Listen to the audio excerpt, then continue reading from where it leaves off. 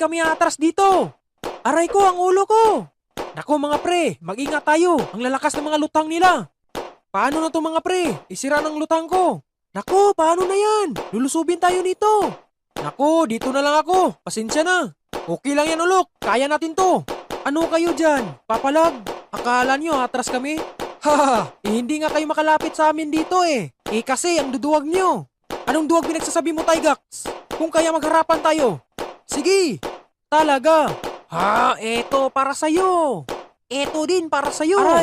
Aray ko din. Ang sakit, parang iniwan. Nakachamba ka lang, boy. Boy kalbo. Anong kalbo pinagsasabi mo? Hindi ka ulok. Akala ko ako yun. Ha, Yari ka anong tsamba ngayon? pinagsasabi mo, Tygax? Nakaisang tama ka lang sa akin. Ikaw yung nakachamba, boy. Oo nga, may dalawa pang pasa sa muka. Haha, para ka ng kinagat ng bubuyog, boy.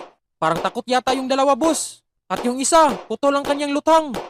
Hayaan nyo yan. Haha, hindi sila mananalo sa laban na to.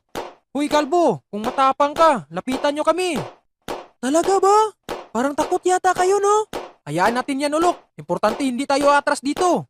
Parang nanggigigil na ako, Tygax. Parang gusto ko na silang lapitan. Chill ka lang, kalbo. Hindi pwede. Hindi to pwede, Tygax. Hindi nila ako kilala. Parang gumagana ng aking kapangyarihan. Anong kapangyarihan ba yan? Sisilawin mo sila sa ulo mo? Eto na. Yari ka ngayon. Naku, lumalaban ang harapan itong kalbo na to hindi ako magpapatalo. Ako din, hindi ako magpapatalo. Pakintabin ko yung ulo mo.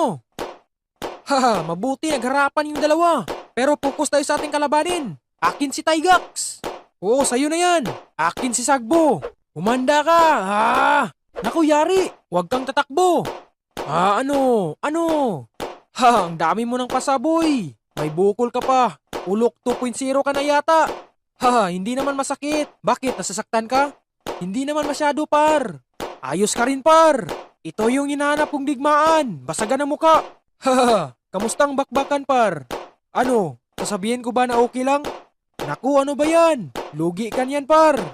Hindi tayo magpapatalo. Oh, kamusta ang bakbakan doon, ulok? Grabe, parang hinampas yata yung ulo mo At least, hindi masakit. Basic lang yan sa akin. Itigas naman tong ulo ko eh. Nako, pasensya na mga pre. Nalita ko dito sa labanan. Ang tagal mo naman, Robert. Kanina pa kami dito. Muntika na tayo matalo. Pasensya na mga pre. May pinautos kasi ni tatay kanina. Naku, ano nangyari sa mukha mo? Parang bakas ng kamao. Si tatay kasi. Inutusan ako kanina bumili ng isang sakong bigas. Ang binili ko, isang sako lang. Naku, ayan katuloy. Naku, mamaya na yung usapan. Magtulungan tayo dito mga pre. Pre, nabuboring ako